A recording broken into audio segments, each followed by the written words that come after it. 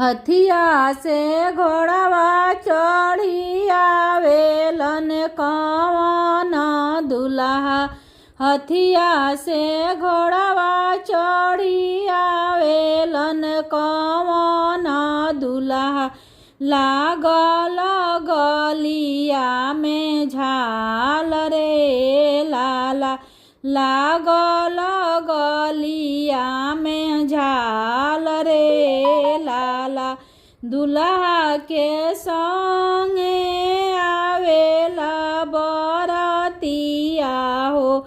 दुल्हा के संगे आवेला बरतिया हो।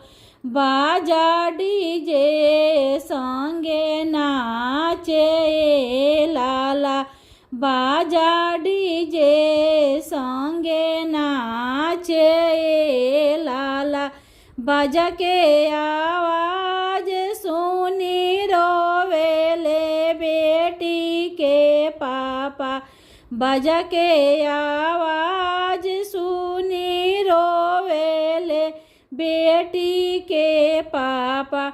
दूर हुई है बेटी हमारा ए लाला।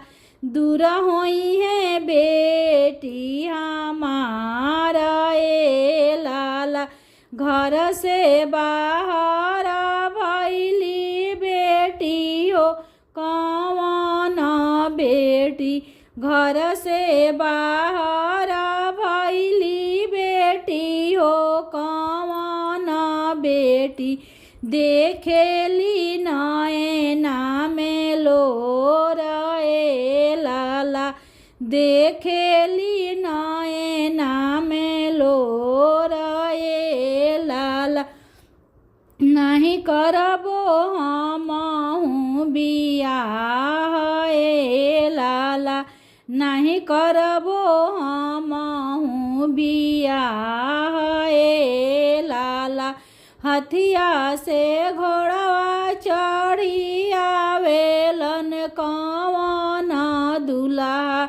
हथिया से घोड़वा चढ़ी आवेलन कवन दुल्हा। लागल